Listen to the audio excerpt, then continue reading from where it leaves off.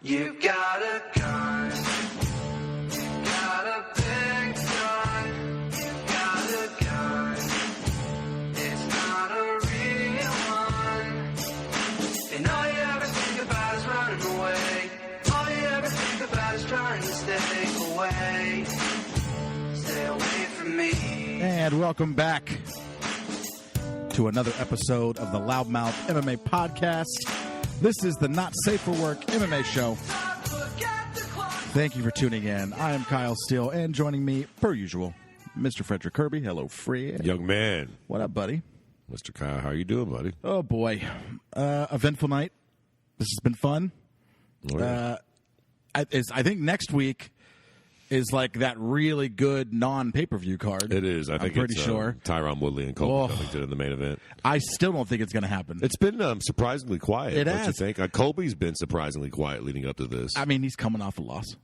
You know. What the fuck? Doesn't seem like that would slow him down now. I think so, though. I think it knocked him down a peg, and he knows that. So, listen, by God, he beats Woodley. Hey, he'll be right back up on the peg. Woo! And honestly, I feel like, if I was Colby, I would still come out of the gate storming. And he very well may. Like, starting tomorrow, fight week, he might start in with the bullshit, start posting videos and fucking shooting his mouth off. But he should. I mean, he's got all the fucking material in the world here. Woodley's fucking questioning himself. He's old. He can't rap. He's trying to be a rapper. I mean, I don't want to fucking do this already and start getting political. But to be fair, on the mic, leading up to it, if they have like a pre-fight press conference or whatever, Colby's going to be fucking Donald Trump. And you know who that makes Tyrone. Yeah. Old Sleepy Joe.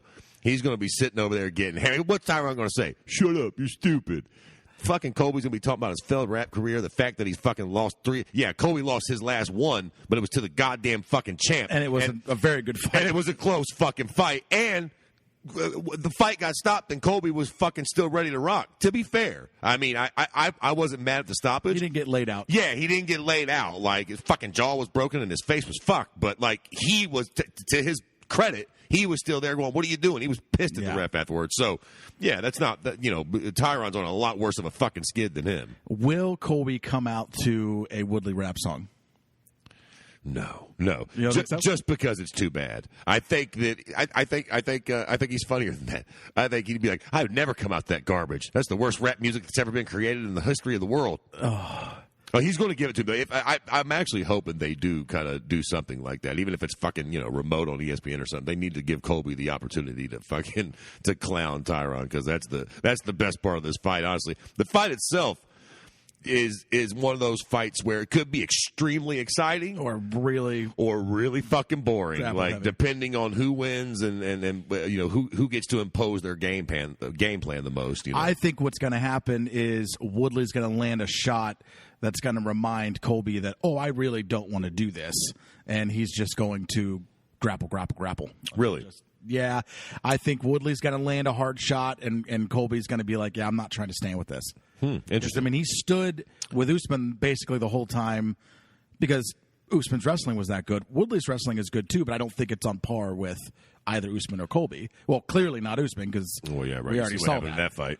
So I just think that I think Colby's going to want to stand in there and hang, and he's going to get clipped with something, and is like, I don't know. Let's just press him up against the cage and call it a day. I hate to say this because obviously I'm rooting for fucking Tyron Woodley. Colby, what are you gonna do, right? Can't stand the fucking guy. I'm not. He's easy to hate. Give me Colby, baby, all day. I want to see all Colby. day, every day. I'd love to see Colby just get. You know what? I'd actually like to see Colby get actually beaten. And don't get me wrong, I'm not saying that the Kamaru Usman wasn't a real win, but I'd like to see him get slept. If I'm gonna watch Colby lose, because I want him to win here for sure, but. If he is gonna lose, I want to see him get just laid out. Yeah. I want to see him actually get shut the fuck up, stiff down to the mat, arms up, slowly falling down. Sure, fucking Tyron, shut him the fuck up. Yeah, that's if he's gonna lose, that's what I want. If he loses a decision or it's one of those stoppages where Colby keeps moving forward, whatever, I'm like, come on. But see, at least at that point, just have Colby win. Right? Well, that's the issue with this fight. As much as I would like to see Tyron knock Colby out, I feel like what we get here is what Colby did to Robbie Lawler And, I mean, look, here's the problem with Tyron Woodley. The fucking blueprint of how to beat him is out there. And come to find out, it's what Colby does these days, at least, very well. Pressure. If Colby comes out fucking swinging for the fences on Tyron like he did with Robbie Lawler, and to his fucking credit, like he did with Kamaru Usman, if Tyron is the type of fighter, at least recently, if you clip him good in that first round, the fight's over. Like, he shells up and he spins I'm telling you, man, that fucking Nate Marquardt knockout back in fucking, what was it, Strikeforce or Elite XC, whatever it was, that little fucking famous knockout fucked up Tyron for the rest of his career. Because now when he gets clipped hard in a fight, he and, you know, easy for me to fucking sit here on the mic and run my mouth about it, but he shells up. He gets very gun shy when he gets hit, and it makes sense. He gets clipped, and he gets a little fucking remembrance of what old fucking Nate did to him back in the day. And you know, he thinks, fuck that. Let me stay out of the way of fire and fucking just try to maybe land one of my own or get this takedown. And he ends up fighting a very defensive, lackluster, boring fight. And I just feel like that's what we have. I think Colby comes right after him. He eventually lands a pretty decent shot on Tyron. And then from that point on, slowly but surely. I don't think that Colby finishes him, but I think it's that Tyron's getting long in the tooth, man, and his fighting stylistically, he doesn't match up very well with Colby. And again, I think it is going to be the tale of two tapes, and I think it's either exciting or boring. You know, I don't think there's going to be kind of a middle of the road. That's true. I think either one shot gets landed on either side, and then a game plan changes, or they're just both going to stand up and bang the whole time. Yeah, and I don't know if there's a whole lot of crossover. Probably the first one. I'm finna show you how to do it. We do got to listen to this, though, I think. What do we have here now? Where's it at? Get in here.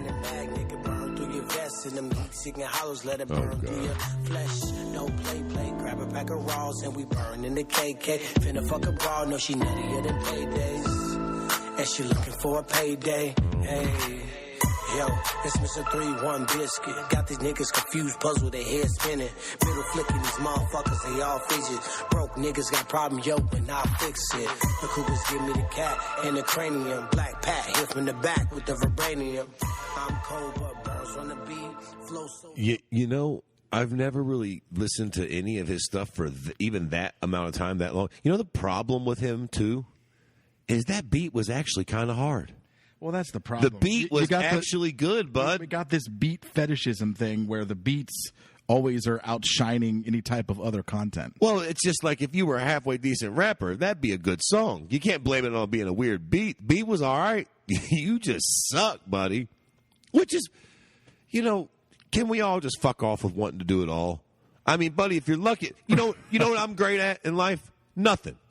Fucking nothing. So, you know, goddamn, Tyron, you're an amazing fighter. You're one of the greatest fighters that ever lived. You don't get to be a good rapper, too, buddy. Just lean into it. Just lean into that and be done. Yeah. I mean, you're fucking great in one suit. Most of us don't get that. What the fuck makes you think you're going to be a rapper? You're fucking really bad at it. Yeah. And it's like, like Adam Milstead plays like country music. But he's pretty good. Yeah, well, he's good. I've never heard him. Rap is just so specific. Like, you got to be good. If you're gonna, you can lumber your way through being a guitar player that does country covers at the local coffee house. You know, like sure. You can not be all that good and still get appreciated because of what it is. Rap is specific. You either are good or you're not. Well, you're the front man too. It's your voice, it's all you. And rap itself is all about boistering image. So if you're not that good, you just looks goofy because you're like, really, you think that highly of yourself? Again, here's the problem, right? To be fair, it would be really hard for you. Like, if you're Tyron Woodley, bro, you're a fighter. Look, here's the reality, man. Most rappers are not Scarface. They're poets. Right. They write down poems. They put them to pretty cool beats, but at the end of the day, they're artsy. These motherfuckers like Tyron Woodley are goddamn gladiators. Most of these gentlemen, and women for that matter, are not both.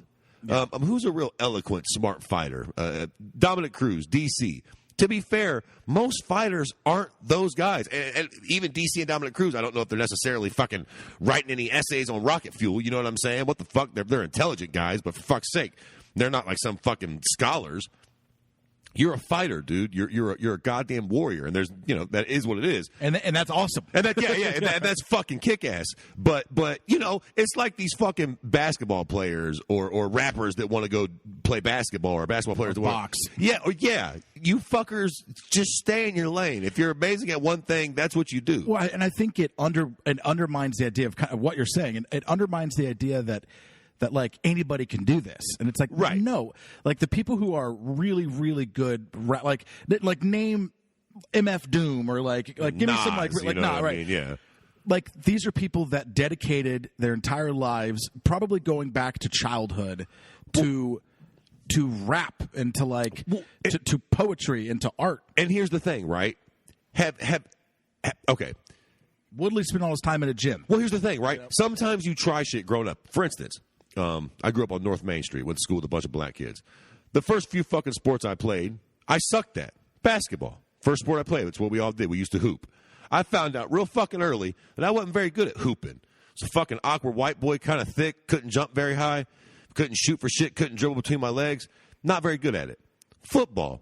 I was all right. The truth is, I was nowhere near fucking fast enough. I was getting fucking creamed. What the fuck? I couldn't play with those kids. When I was around 11 or 12, 10 or 11, some shit like that, I found Taekwondo. Excuse me. And the first fucking day, I took to it. I was good at it. For the first time, I tried some shit, and I was actually good at it. I don't know why. I was just better when I tried to fucking shoot a basketball or catch a football or kick a fucking soccer ball. It didn't work right, and it felt labored. When I got into Taekwondo and they were like, yo, kick this bag, I was like, chapow. And they're like, spar with this guy and just don't let him hit you. I'm like, oh, shit. I remember the first few times I sparred, I was like, wait a minute. So all I got to do is just not let this dude hit me? No fucking balls, no rules. I just don't let him hit me, and I hit him. Easy fucking peasy. and so I think that's the thing. Nas probably picked up a pen one day and found that, writing lyrics and shit like that just came kind of natural and easy to him. He was good at it. You know what I'm saying? Tyron Woodley hit a fucking bag or started wrestling in high school, and you find out, whoa, shit, I'm pretty fucking strong. Come to find out when I grab these white boys, they go for a fucking ride. It is what it is. What the fuck? Like, I know we're spending a lot of time on fucking Tyron Woodley's rap career here, but yeah, just to be fair, it is. That's what this show's all about. Yeah, I'm going on fucking crazy rants. It is a little silly to waste that sort of time and money. And on a completely side note, first off, we know you're full of shit. Look, you hear Tyron Woodley on there talking about fucking smoking dope with fucking bitches? Dude, you literally are a Jesus freak and you're married. you're like, again, you know what? I shouldn't say this as a white guy, but fuck it, right? We're off the road. Not safe for work fucking show. There's not a lot of real fucking credible black men in MMA. There's a bunch of low-key Uncle Toms. And I know that's bad coming from me, but Tyron Woodley, let me tell you something, man. Like I said, I grew up in the hood. He's not really that guy. Fucking dollars to donuts. Tyron Woodley ain't never sold a bag of nothing. And I'm not hating on him for it. I'm just saying he's not that guy, really. He looks like the fucking guy that was fucking nailing snow bunnies in high school and wrestling on the high school wrestling team. Not that there's anything wrong with that. But he's not that dude. Bobby Green is the sort of guy that kind of reminds me of somebody actually from the hood that might be able to rap about true experiences they had. Tyron, dude, you're not that guy. You're a good guy. Well, and you can also tell. You can hear in when people are being authentic, right? And nothing about, even we just heard that little snippet. Yeah. It's not authentic. Right. You're talking about smoking and fucking bitches and shit. It's like, dude, you don't smoke weed. You're fucking not cheating on your wife. And those are good fucking things. Yeah, not that we should glorify that, but it's sure. But then don't say you're doing it for fuck's sake. You're not doing that. You're a good guy, man. And that's you're why the fucking Black Wonder Boy for fuck's sake. Well, and that's why I like Little Dicky so much, right? It's like a joke. Because he's not trying to be something he's not. Right. He's an incredible rapper. He's a good lyricist. He's a fucking poet. Yeah, he's supremely talented. But if you listen to his songs, most of them are kind of jokey because that's how he is. And even the serious songs, they're not he's not bragging about what I mean. Sometimes there's the braggadocious stuff, but it's authentic. When someone is being, and It's whether it's on a podcast medium like this, or it's in music, or it's in an interview, or whatever it is, you can tell when people are being authentic. Oh, no doubt. That's why we have such an issue with politicians. Because when they're talking, you're like, come on. Like when I for whatever reason, I don't know what the fuck list I'm on, but I always get notified whenever Biden or Kamala Harris go live. Yeah. Although I don't know why. Right, but I tuned in to Kamala Harris talking, and I like her perfectly fine, whatever, I don't care. But it's just she's talking and you're like, no human talks this way. Well, sure. This isn't how people talk. They're putting on a show. And it's like, it's so inauthentic. But it's the same, and I think that's also why people like Trump a lot, because when Trump talks, it doesn't necessarily feel that way. You feel like the dude's being authentic. Yep. I don't like who he authentically is. Right. But at least the motherfucker, generally speaking, is being authentic. Yeah. No. You do got to give credit where it's due to that regard. At least it does feel like his actual And that was faults. a big thing about Biden for a while, which was that Biden was the gaffe machine. But the reason why he was the gaffe machine is because, generally speaking, he was being authentic. He was being himself. He wasn't trying to put on airs necessarily. And then now this time around, I mean, the dude can barely talk, so he's just stayed out of the limelight. Listen. As soon as Kamala Harris got in, they're like, all right, you take the reins. You go out there and talk. And, I mean, dude, she might be one of the most inauthentic people since Hillary. I mean, it's just like, it's awful. Don't get fucking going down this whole I'm not even being political. We'll lose because I'm about being fucking political. I'm not even I being got all political. kinds of fucking opinions on this shit.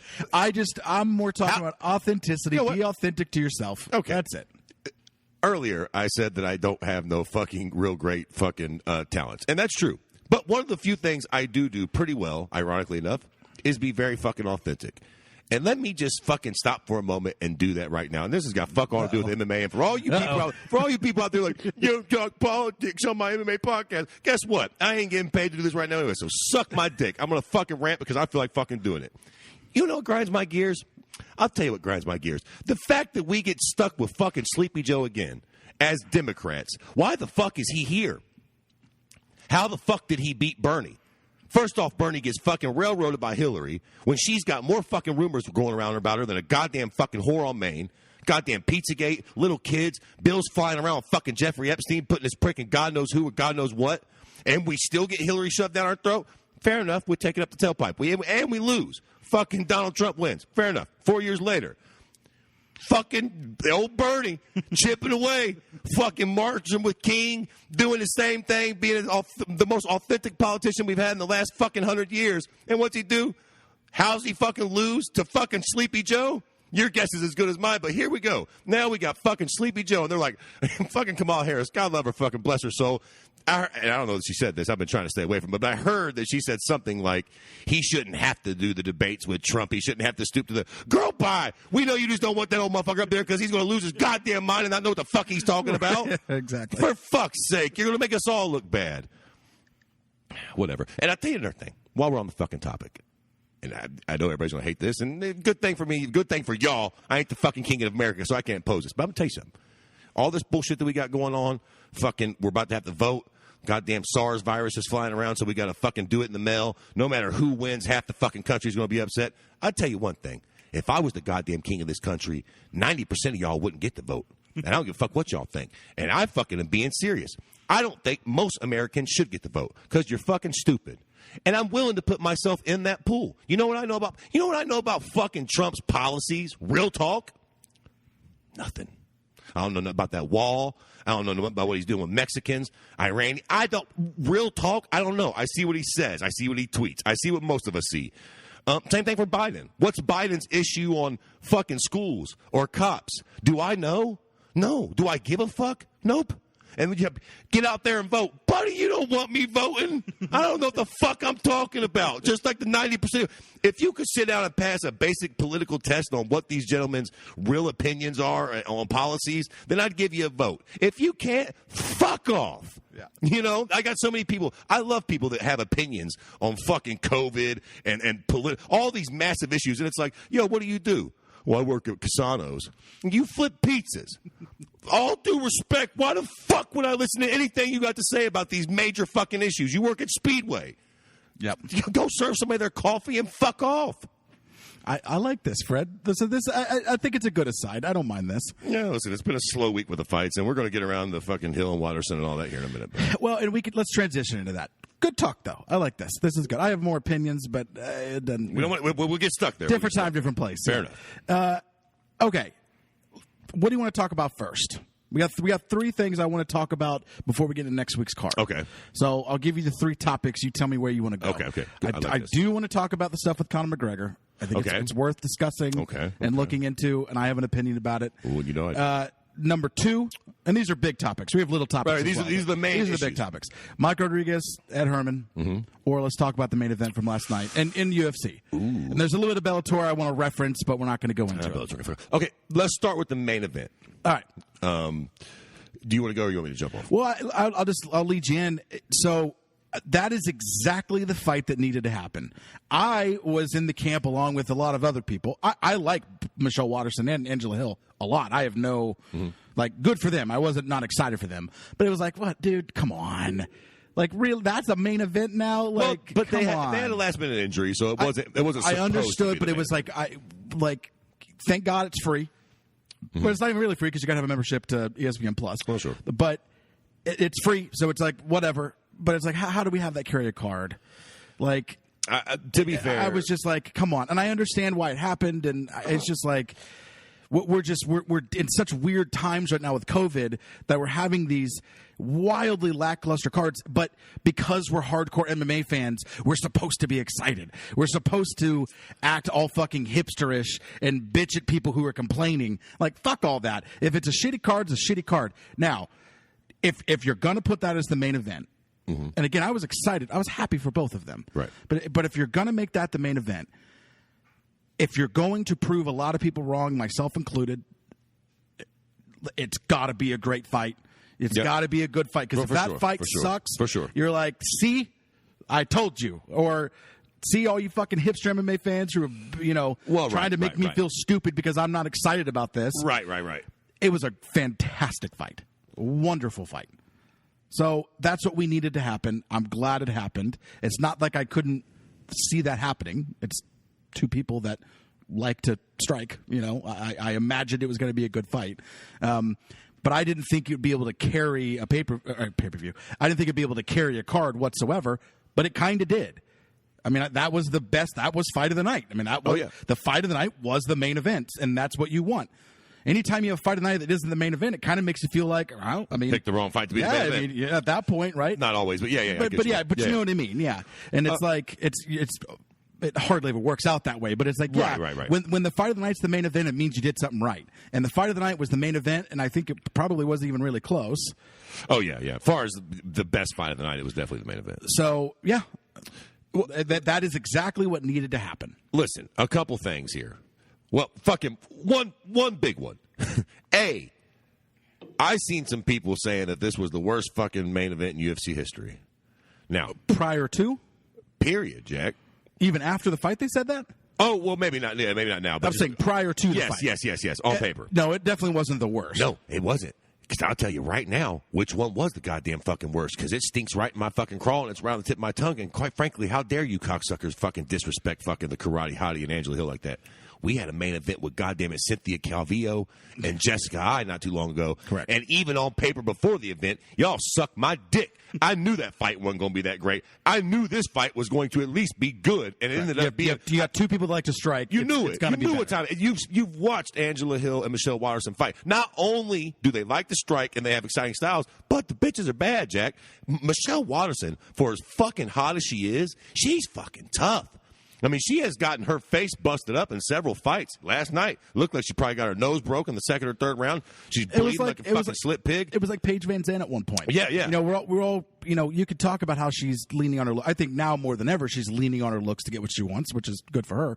But let's not forget where she came from. I mean, she was a killer there for a second. She was not beating everybody. I mean, but it looked tough though. Like, didn't just give up. Yeah, and then I mean. I will never get that Rose Namajunas Paige Van Zandt fight out of my head. Oh, yeah. I mean, my Lord, did Paige prove something that night that should never be forgotten. Well, and that night should prevent her from being in bare-knuckle fighting, but whatever. Yeah, true. As far as it fucking goes. Valid. Yeah, you know what I mean? Like, you don't really need to do that. That still goes down to me as one of the weirdest, worst decisions from a, like, MMA sort of, like, I wouldn't call her a superstar, but, like, you know, some sort of, like, prospect. What the fuck? I still can't believe that Paige Van Zandt actually went to bare-knuckle boxing. Okay, so here's the issue with this fight, though. Yeah, it wasn't that bad. People were being fucking crybabies, and the fight ended up being great. Stop fucking, stop judging fights before they happen, for fuck's sake. That we should all know that by now. That's fucking goofy. Give the fight a fucking chance to happen. I thought it'd be a good fight. I was just like, if this is going to be the main event, and we're going to not have people complain about this when it's done. It can't just be a good fight. It's got to be a great fight. Well, yeah, because people were going to bitch if not. You know what I mean? And it was a great fight. Yeah, I don't see anybody complaining. No, you can't. How could you complain about that? But now let's address the motherfucking elephant in the room: the decision. Do you agree with the decision? Do you think that Michelle Waterson won the fight? I'll just start there. Yes. Okay. In fact, I'll be real honest with you. I gave her the second round too. Well, yeah, that's the one she won the most, though, right? Or no, the third round, right? It was Angela Hill first 2 rounds, and then Michelle Waterson. I gave Waterson the second round, so I actually had her winning 4 rounds. But I mean, it was close though. It wasn't like okay. See, yeah. But I think at the very least she won 3. So I mean that to me she won 3 rounds, and I'm yeah. To me, and I think to most people, it felt like going into the 5th round we were 2-2. I think that's pretty much how everybody. And like I said, I had actually given her the second. Right. But I think you're in the minority on that. I think most people was like, Angela Hill 1, 2, 3, 4, boom. 100%. 5th round was where we were all like, okay, here we go. I got no problem with that. My problem with that is the 5th round was extremely, extremely fucking close. So I'm going to come on again, and I'm going to say again what I've been saying for a long fucking time. And quite frankly, I think we should do this to distinguish ourselves from other combat sports, from boxing or kickboxing. We need more draws in MMA. I think that's what that fight last night was. It was a draw. Do you know why? Because no matter if the fight ends and no matter who you pick, the other side has a valid point in saying that their fighter got robbed. If that's the scenario, and I feel like that's how it was last night. I don't think, okay, I should take that back a little bit. I don't think that Angela Hill got robbed, but I think if you thought that Angela Hill won that fight, you can make a very good case for it. I think you can make a very good case that she won the first 2 rounds, and the 5th round was hella fucking close. Nothing really happened. I hate those rounds where it's like, okay, this is the round that's going to decide it all. And then they come out, and who won the 5th round? I mean, I think they literally had landed 18 significant strikes apiece going into the last minute of the last round. How in the fuck? Who determines what significant strike mattered more? There were no takedowns, to the best of my knowledge. There were no submission attempts. They damn near landed literally shot for shot in the 5th round. It's like I'm trying to remember. It just felt like it's a draw. It just felt like Watterson looked. I don't know. It's more in control. When you got to start doing all that bullshit, it sounds like you're describing your belief in God over there. I'm with you. I felt a weird spirit shoot through the fucking room and the like. Like it's way too close. I feel like there should be a lot more draws in MMA. Like a lot. Like I feel like MMA fighters, it should be goddamn win. Everybody's got the win losses and draws, and the draws is only like 1, 2, 3. Motherfuckers got 433 fights. And how much? I think draws should be right up there, man. How much of a damper would that have put on that night, though? I think we have to start looking at it a different way. And I'll tell you why. Okay, sure. It's still a good fight whether somebody won or not. Rematch it immediately.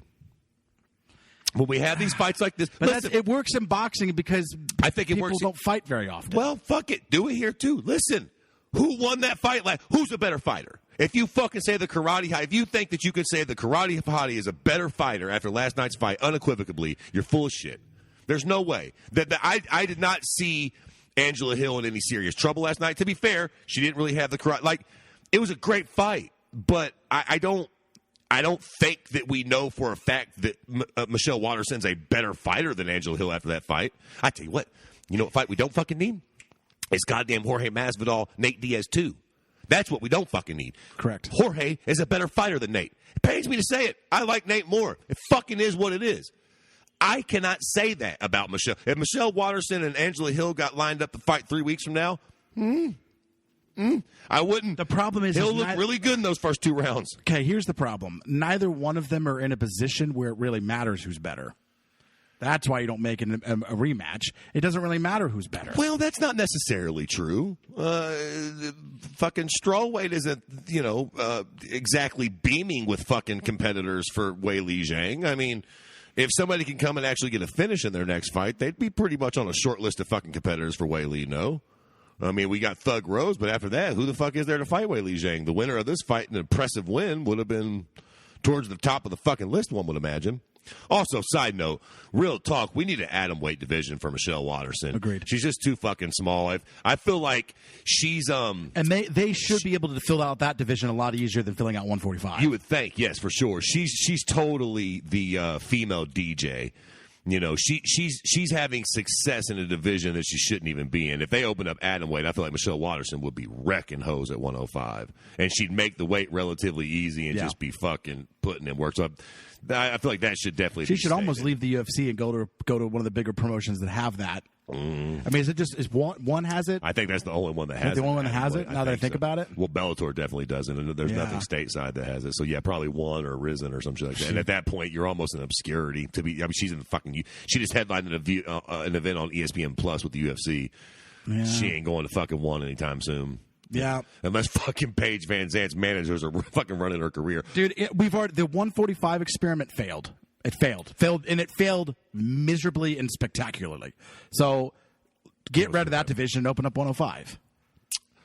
Yeah, I mean I don't know what sort of talent's out there. Or shit, you can keep the 145 around fine, but that failed. That experiment failed. I will say, what's interesting about 105, though, about atom weight? I think we'd have a lot of just new girls. Like, we opened up flyweight, but it was basically just a refuge from 115 to 135. Everybody just kind of filled it up, the tweeners. If you open up 105, it's a whole bunch of hoes. A few people from 115 that'll go down. Right, but other than that, you're going to have a whole bunch of just brand new names of girls we've never seen compete because atomweight's been a very sort of, what the fuck, I guess Invicta had an atomweight and then probably fucking, I don't, to be fair, I don't even know if one does have an atomweight. Invicta might be the only place that has a fucking, or sort of like major promotion that has an atomweight. I don't know if it, even one does. Yeah. You would think they would, though, with all those Asian broads. I'm all about it. I have no problem with that. It would be good. I think it would be great for Michelle Waterson's career. She's clearly How about too your small. girl, Roxanne? Boy. Old Roxanne, I got Listen, she beat KGB. I mean, that's a huge win for her. Oh, fuck off. That's too big. That's two huge wins for her. This is why I don't like her. Because pricks like you, you know what? Okay, y'all keep playing with Roxy till y'all get her ass whipped, and I'm going to be here for it. I'm telling you, she ain't that fucking Dude, great. she went up against a killer, and it didn't happen. KGB is not a no, killer. I'm talking about... what the KGB, fuck was her is that her name? name? Before, yeah. Well, Andrea Lee. Andrea Lee. With the racist husband. Yeah. What was it? Who? Oh, my God. Why is it escaping her me? last fight, Killer. Yeah, I know who you're talking about. I forget. Oh, my gosh. I'm not looking at it, so Brazilian or fucking something. You're listening. You know who we're talking about. Yeah, Pretend like we said her she's name. coming off with some big wins. Yes. I thought for sure she was going to lose the fight before this one. And I thought she'd lose against KGB. And I did too. And she didn't. Yeah, she's very much my female Neil Magny. I mean, what are you going to do? I don't like her. She won't go away. She's very likable too. A lot like Neil Magny. I have no reason not to like her. I'm just tired of her. I want her to lose and fuck off. You know what I mean? I just want her to go to Bellator. That's fun. I will say though, somebody posted a picture of her and she was dressed up like Spider-Man. Roxy very much strikes me as a, fucking cue the Rick James super freak. She might look a little dorky, but boy, I'll bet you she ain't nothing nice in the bedroom. I don't know which way she swings, but whoever she swings for, I'll bet you it ain't nothing nice. Of course, that's for the direction you go. God forbid. Yeah.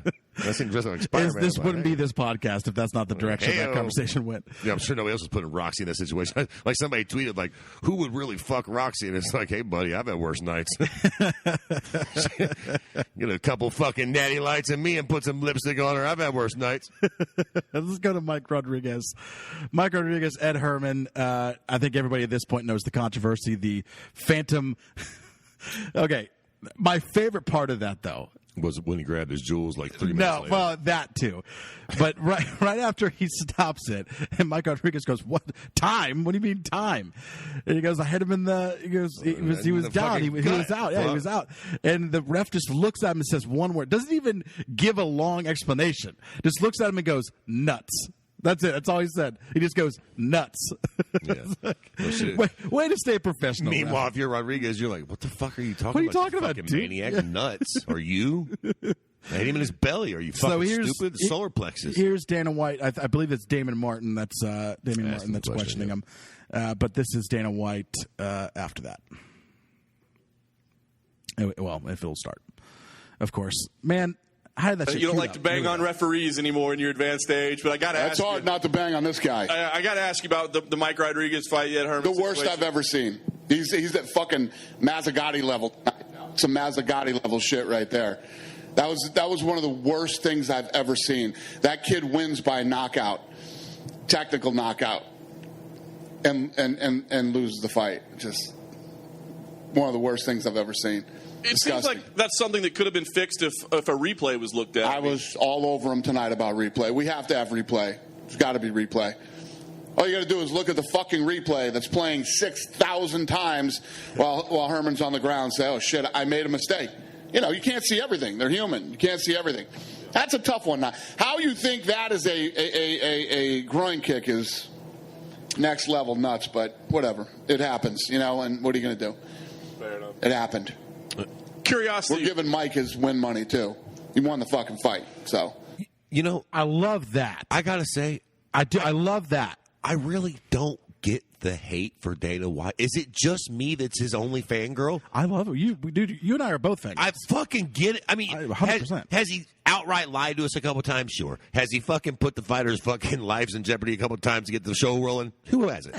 But all due respect, he's usually on the right. You know what I mean? He never comes in or very rarely comes in and tries to like take up for the ref or take up for the. He calls it like he sees it, man. That was a horse shit call. And DW dragged him right through the fucking mud like he deserved to. I mean, shout out to Dana White, man. That's absolutely correct. So, it's a horseshit call. Here's the problem. There is no replay. Yeah, that's the fucking major problem. And Dana White even says, well, it's playing 6,000 times, but there is no replay. Right. They need to change that rule, dude. I mean, how simple would it be to just be like, yo, okay, replay. You got it in the belly. You know, I guess. It's so funny. We just talked about this. I know. We just talked about this. Yeah, because so what do you do here? What do you do here? Because Ed Herman can easily go, because he's faking it, grabbing his nuts and shit, or he's not faking it. He gets hit in the fucking belly, because the shot before it hit him in the belly, which is what hurt him. Right. The second one hits him in the chest, which probably knocks the wind out of him. Tit. And he's already starting to feel from when he got hit in the fucking liver or kidney or whatever the fuck he got hit in there with the first knee. I don't know. He may very well thought he got hit in the nuts, because it's like the whole thing's just hurting down there. And then once the ref says that's what happened, all of a sudden your mind goes, "Oh yeah, okay, yeah, that is what's hurting," you know. And you're grabbing that, and you're grabbing your belly and shit. So what do you do there? Do you call the fight and say, "Oh, this guy won"? Because then Ed Herman's like, "Well, you said I got hit here, and I thought I got hit here too. So why am I losing?" That's a good point. I mean. So, like, seriously, it's... Listen. God damn it. You got to crack a few eggs to make an omelet. Yep, Ed, you lose. I'm sorry. I know that's not incredibly fair, but... the problem with this... it's the ref's fault. The real problem with this fight is that Mike Rodriguez ends up losing. He ends up getting subbed out in the next round. Well, no shit. So that's the real problem. Had he won, whatever. Bygones be bygones. Right. It was a shitty thing that happened, but whatever. The right person won. The problem is Ed Herman then wins. Yeah. So, and I have not heard what Ed Herman said about this. So let me actually pull that up, because I did not listen to this part. Because I'm interested in what he had to say after that. He's in denial. Is he? Did you watch it? I did not, but I heard it paraphrased, so we'll see what happens. But I'm pretty sure he was just kind of like, "Oh man, I just kind of felt it tag me. I didn't know where it hit me. I just hit the burn." I mean, listen. To be fair, look, he's a fucking veteran. The problem 40 fights with this prick. You think he don't know how to fucking play the game? And that's one thing we also got to realize too. It is a game that we play. The issue is I was so mad at Diego Sanchez when he pulled this bullshit. When he pulled that shit, but he actually got hit. But he just was like, "Oh, I can't see you." Like, whatever, shut up. But, at least Ed finished the fight, although he did milk it for all the 5 minutes. But again, like, is that? Oh, shit. Is that being a pussy, or is that being? I don't know how to stop it. There we go. Is that being a pussy, or is that just being, if you ain't cheating, you ain't trying? Well, see... I mean, he finished the fight. He gets 5 minutes. He said that he got tagged in the jewels. It was a little bit of a shitbird move for him to do. But then again, if the fucking dumbass ref calls it a groin shot, you're sitting down there with the wind knocked out of you. Are you going to be admirable and get right back to your feet and let him finish you? Or you're going to be like, nah, you know what? Actually, I think Mazzagatti might be onto something here. Maybe that... I don't care what... my balls feel weird. Anthony Smith got a legal knee about how big this in one a was title fight that has to feel so and kept going. Well, yeah, man.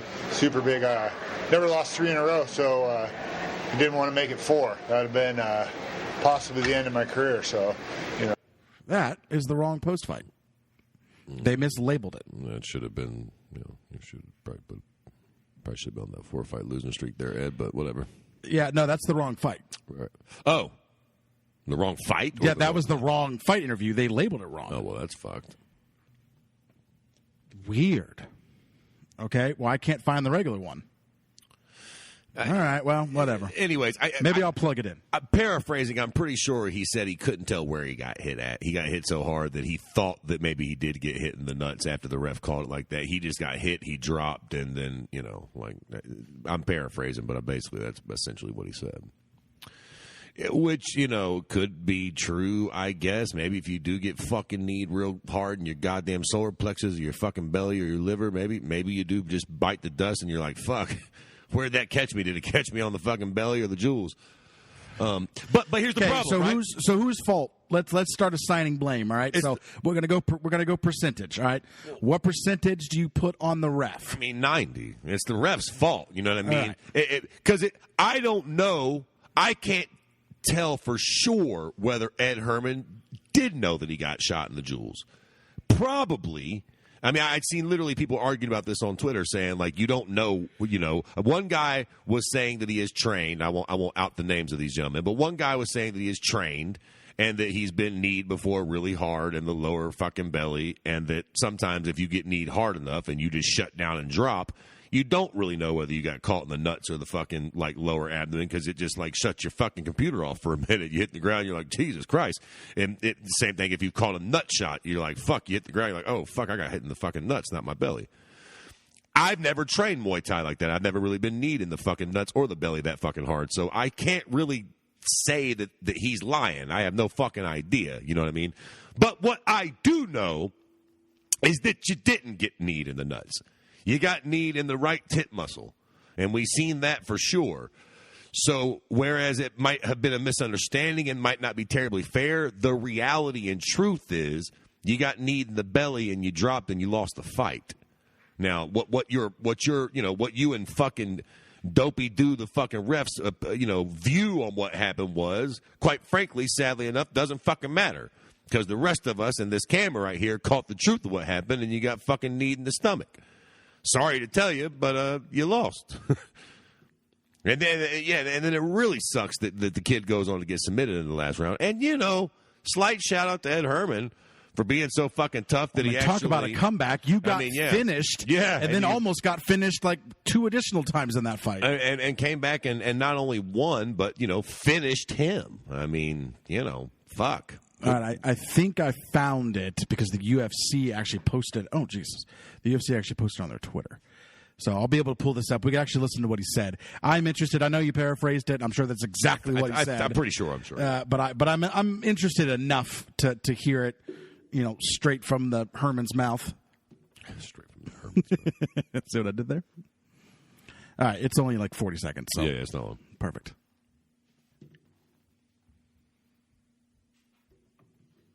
Should probably cut out all this silence shit.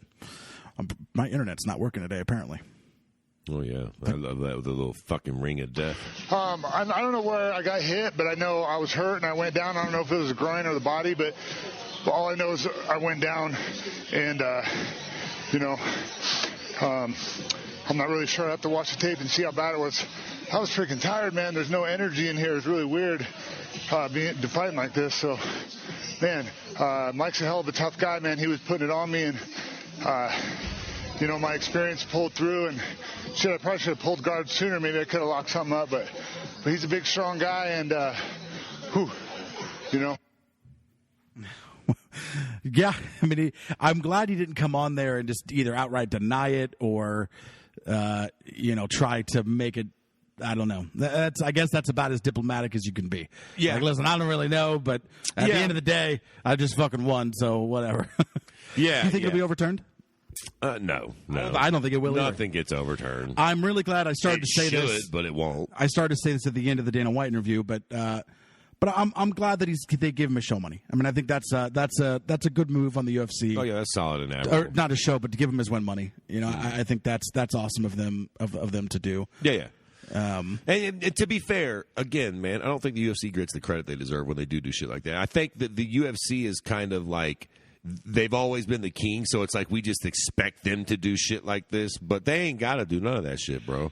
Like, when they do it, they should be, you know what I mean? They should get the pat on the back that they deserve when they do night. Lord knows when they don't.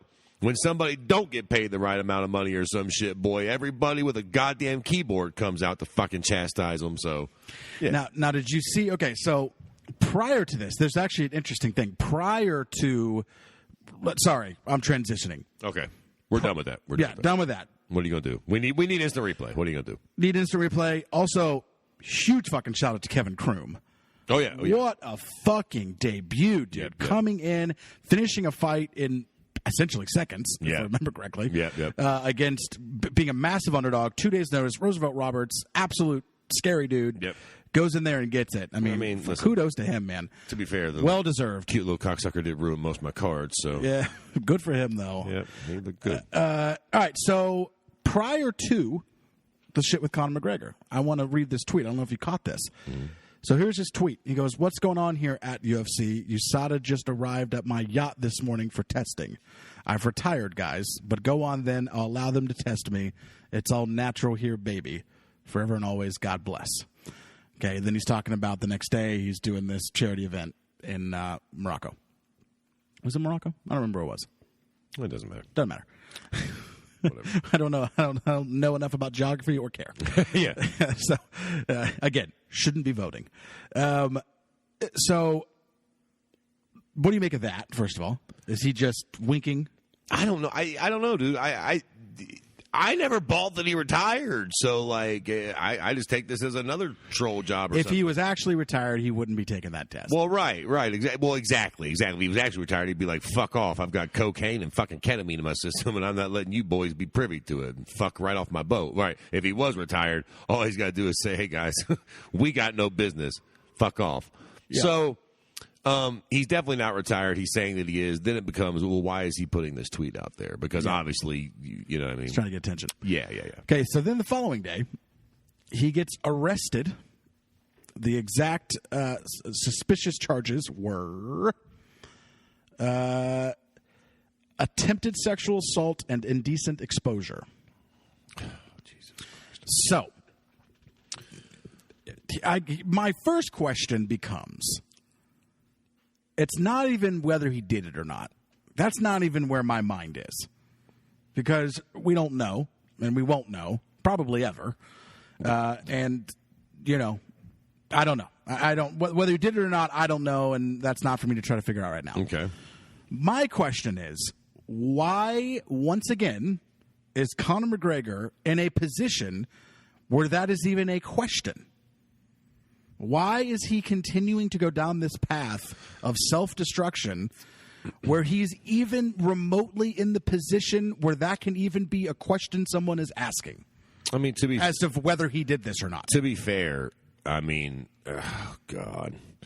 I don't want to be this fucking guy, but like, to be fair, a woman can say anything these days. I know, but where is he at? He could have been happening? at a fucking club. He could have been at a pier. He could have been anywhere, and some broad could have said, "Oh, he pulled me in the bathroom and pulled his little Irish snake out." Like of me. by himself? Like who the fuck knows? He could have been with security. He could have been with all kinds of people. I mean, again, he could have just been at a club. He could have been at a bar. He could have been He could have been at a friend's house. He could have been at a mutual party. He could have been anywhere where anywhere he's at where there's a bunch of women around and people are drinking. Which, goddamn, the fucking guy's allowed to go to parties or go to a bar or go to a club, have an appearance, hang out on his yacht. You're allowed to, absolutely. But what you have kids, you have a wife, you have a massive career that you're not even remotely done with. Right. But because you can't fucking stay out of trouble long enough to... I mean, we'd have to see exactly. But here's the problem: we don't know what. I have no idea what happened. First off, keep it a buck. The charges are strange. What was it? Attempted sexual assault and indecent exposure. Yes. So I don't know if y'all know what indecent exposure means, but like that's a weird charge. So what did he do? Pull the hog out on her or something? Like he was interviewed and released, so that is important to know. He was doing a charity event, I think, with like for the kids. So McGregor was touring the Mediterranean on his yacht with fiancée Dee Devlin and the couple's 2 children. He has 2 children. The Irish star was preparing to participate in a 180-kilometer, 24-hour charity water bike race from Corsica to Monaco, but has since been forced to withdraw from that event. According to TMZ, the alleged incident involving McGregor took place at a bar. McGregor's manager later issued a statement angrily denouncing the allegations. I am irate and putting out a warning loud and clear. Conor McGregor is not and will not be a target for those seeking to score a headline or a payday. Yo, let me ask a quick question here. Hypothetically. Yeah. And again, I don't want to be this guy. I'm definitely not trying to be no rape sympathizer at all. But what happens to all these women who accuse somebody and it turns out to not be true? The problem is I don't know if there necessarily is all these women. Like, some women have definitely accused people and not been fucking right. Sure, but okay, I'm saying like, what happens to them? Is there any motherfucking legal recourse that can be taken against these broads? Yeah, I mean, yeah, absolutely. Well, name one, Kyle. Pull up one fucking case where a girl's got in trouble for accusing somebody of rape that they didn't do. The one that it happens. It absolutely happens quite a bit. Well, give me one famous case. The one where she accused the football star, the guy that was going to be basically getting drafted and spent like a couple years in prison, later admitted it. She got arrested and charged and found guilty and is in jail. Okay, well, I'm not familiar with that case, but I don't know, dude. It's not super common, but here's I will tell you this. Do you know what's more common? Sexual assaults going unreported than sexual assaults that are reported that are lies. Unequivocally, it's not a fair assessment, though, because nobody reports sexual assaults that are lies unless the fucking guy's famous. Nobody's fucking accusing me of sexually assaulting them because they're not going to get a fucking thing out of me. But when you're Conor McGregor or Floyd Mayweather or fucking Tom, Dick, or Harry that has been accused of this thing, all these famous fucking guys, it ain't no coinkydink that so many famous guys get this shit. Now, again, let me make it fucking clear. I'm not saying that all these guys are innocent. I'm sure that most of them are power trip fucking egomaniac pricks that really do this shit, but some of them don't. And so the idea that women are not maniacal needs to chill. Men are brutal savages, no doubt about it, but women do lie, and they do want money, and they're not stupid. And some women realize that they've been with a very wealthy man for a while, or that he played her and he treated her like a mistress or whatever, and they want some fucking revenge and a whole bunch of money. Some fucking bitches see a drunk Conor McGregor at a bar, and they're fucking smart and crafty enough to look at that as a payday. Now, I'm not saying that's what this woman did. Make no mistake about it. But I'm also not saying that Conor jerked her in the bathroom, fucking snatched her tit out, and whipped his hog out on her. Yeah. I don't know that either. We don't know. I just don't understand, especially when this event took place out there. I mean, wasn't there like to me, and I've said it, and it's not my phrase, and it's a cliche thing, but like where there's smoke, there's fire, man. It continues to be true. It'll always be true. Where there's smoke, there is fire. Why? In order for someone to even could the smoke be that Conor McGregor likes fucking young bitches that like partying and getting fucked up? And could the smoke be that when you like fucking young bitches that like doing blow with you, they're sneaky fucking broads. But why is he doing that? Because it's fun, Kyle. I know, but fucking young whores that like to snort cocaine off your cock while you're eating caviar sandwiches is probably fucking pretty sweet. And it's probably hard. Look, he's got D. She's hot. You know what else he's got? 2 little stank-ass kids that won't shut the fuck up and stop screaming. And he happens to be a fucking young, rich, brash Irishman in the prime of his life. Why wouldn't he be out fucking whores and doing blow and drinking and fucking carrying on? I mean, maybe he gets drunk and gets handsy and is touching all these broads. Like, I'm not saying that that's not the case. Well, if it is, then he's a fucking... No doubt. He's a savage. He's a rapist, and he should be treated as such. But until somebody comes up with some goddamn proof as such, supposedly he... You remember all the bullshit that happened in Ireland before? Whatever came of it? Nothing. Not a goddamn thing. So... there are people out there that will literally be like, Conor McGregor. This is the first time he's been arrested, though, on something like this. And he was arrested. He walked in an hour, right? Like, sure. I don't know if it was an hour. Well, or not, whatever. But he wasn't there for very long. But he was actually. I mean, this is the first time it's gone this far. Sure. The stuff in Ireland, I think, was just rumors. This is something that. So you have rumors already, and then now there's something credible enough to where you're actually arresting someone and bringing him in on charges. Again, to be fair, it doesn't take much to do that, though. If the girl was at the club with him and she said that he raped her, they're going to bring him in on charges. But on the rumors that happened in Ireland, this didn't happen? Because that was fucking bullshit. I mean, So is this less or more bullshit? We don't even know. Was it ever even proven that Conor was the guy? Wasn't it just a rumor? The New York Times did one article, but I heard that it was all that was ever said, right, was that it was a major sports star from Ireland, right? I think so. Yeah. I think so. Who even the fuck knows if that was ever even him? For fuck's sake, I don't even know. I think the New York Times did do an interview where they said it was him, but like you said, if the shit never even made it into a courtroom, there was surely no sort of real evidence, or he paid the girl off. I mean, maybe that's possible. And if that's the case, then I do apologize. If Conor's out here actually getting fucked up and you know, inappropriately touching women or fucking worse, exposing himself. And he's fucking just like paying all them off and shit, then believe me, I do apologize, and I am not trying to fucking take up for Conor if he's out here doing it. And I think that's the problem when you come to this stuff like this is you can defend someone who isn't guilty of something until they're guilty, and then change your tune because they're guilty. Sure, I just want to know that like you don't have it's not a competition who can be the first person to be right. I mean, that's not how this works. Right. I'm not judging. The only thing I'm judging Conor on a personal level, in that you're married with 2 fucking kids. Be a role model. Be the person that your family needs you to be. Certainly your kids, and you have everything in front of you in life. Stop fucking around. So I'm judging him personally. I get it. You're saying it's fun and whatever. That's all fucking fine. You know what's also fun? Fucking live until you're 60, 70 years old after putting X amount of money in the bank, and you've trained your sons up to be wonderful human beings who are also probably in the fight game and doing whatever. Like, that's also fucking fun. I mean, listen, you know, like, just be a normal person. Listen, I've got fucking $100 million in the bank, and my boys are young. I'm in my fucking late 20s, man. I'm trying to live it up a little bit, you know. I know. I mean, listen, real talk. Let's wait and see what happens. If they ever if something comes out and it's proven, if there's ever video or DNA, you know, we can ever really link him to something, then this conversation changes drastically. Dude, right now, next week's card, by the way, 14 fucking fights. Oh, God. 14 fights. We lost the Mickey Gall fight, but 14 fights. I'm not going to go through the whole list, but just going up. I'm just going to give you some names. There is someone you know in every fight. That's good. First fight, you got Tyson Dan versus Jerome Rivera. Okay. Second fight, we got a TJ Larmy sighting. Okay. Third fight, you got an Andre Newell sighting. Okay. Fourth fight, we got Randy Costa against Journey Newsom. Nice. Next up, you got a Jessica Rose Clark sighting. Right? Next, and I'm not even skipping fights. Next one up, you got Jordan Espinoza fight, right?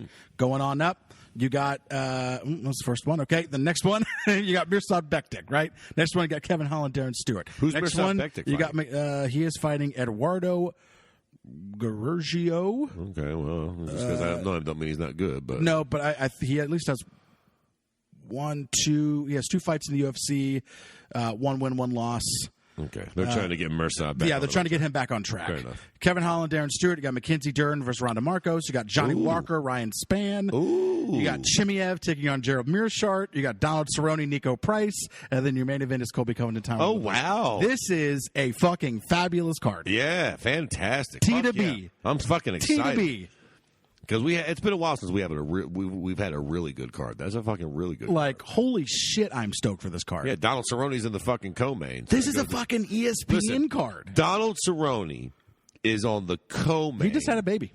He is on the co-main of a non-pay-per-view card. It's wild. Just let that sink in. It's like, wild. That's how strong the card is. I can't think of the last time that Cerrone was in the co-main of a non-pay-per-view card. And Like he headlines non-pay-per-views. And then listen to this. Following up, you have our pay-per-view, which is going to be an early pay-per-view, by the way, so don't fuck around and miss this. But it's an early pay-per-view. Then you got a main event of Israel Adesanya versus Paulo Costa. That's the big one. The next one, you got Dominic Reyes versus Jan Blachowicz for the vacant 205. You got Tukagov, you got Kai Kara France, you got Ketlin Vieira versus Marion Renault. You got Diego Sanchez back fighting Jake Matthews, which is a bizarre fight. But I'm all for it. Diego Sanchez has been out of his fucking mind on Twitter. Brad too. Riddle, Shen Young. I mean, without the main event, though, the other card's better. Yeah, no, I was going to say. Actually, but the top two fights in this pay-per-view are fantastic. Yeah. After those first two Jeff fights, Hughes, Juan Espino, that's actually a good fight. After those first two fights, it gets a little dicey on this card. But still, the next 2 weeks are going to be fantastic fights, and those top two fights are fucking great. Yep. So I love this. I'm back, baby. Yeah, I love it. We actually got some in. really good fights to look forward to, man. Last night's card was great. On paper, it was a little dicey, but at least now we've got two cards that on paper look fucking good. John Fitch retired last night. Makes sense. I mean, great career, but John Fitch probably hasn't been fucking competitive on a high level for when the fuck did he leave the UFC? Maybe a year or two after that. I mean, yeah, and he lost to Neiman Gracie, and then he got submitted. So, yeah, which no real shame in that, but yeah, that makes perfect sense. John Fitch has had John Fitch has been boring us since the fucking 80s. I was just gonna say, imagine the guy who has to put together like an in memoriam, like looking back on John Fitch's career, and has to put together, clips of fights, and they're just like, dude, I got nothing. Like, what am I supposed to put in here? He's had a couple impressive finishes, but boy, he's got a lot of holding them down. I know. Anything else we want to get to before we go? We got a new Bellator champ. Yeah, Bellator. I just don't really care. Yeah, me either. It was the last Paramount card. That's interesting to note. Sure, yeah. They've now moved over to CBS Sports, I believe. Yep. So I already have that, so that's good. Maybe I will watch Bellator. I just don't really have Paramount, and I never got the DAZN out. Is that even a thing anymore? DAZN, yeah. DAZN? If I'm not mistaken, DAZN was $5 a month, right? Yeah. Do you know how much it is now? Like 20? 20. Fucking serious. Yeah, it's $20 a month now. Never in a million years. Yeah, that's what I said. I fucking went. What was it? I think it was a boxing match or something on the Zone not too long ago. And I was like, oh yeah, I still got that. I clicked open the app and it was like $19.99. I'm like, what the fuck? You better wake up, the Zone. there ain't a God in heaven if I give you $19.99. You better get Canelo in a big fight. That's the only. And I'm canceling after the first month. Yeah, I'm not there. So. Now they're moving over to CBS Sports. I'm interested to see how that goes because I already have that. So right. It's kind of like ESPN Plus. Doesn't change much. I wasn't necessarily going to have it if the UFC didn't go there, but there's enough content on ESPN Plus that I'm cool. It's fine. Like I'll use it for other stuff. Yeah, I mean, listen, fucking. They moved all their 30 for 30s over there, or 60 for 60s, whatever the hell they're called. I'm no Brendan Schaub, so I won't name drop because I'm not a fucking snitch. But I tell you what, Bellator, I'll see you on those streaming sites. You understand me? All right, we're out of here. Fred, appreciate you. Yes, indeed. See you next week. All right, baby.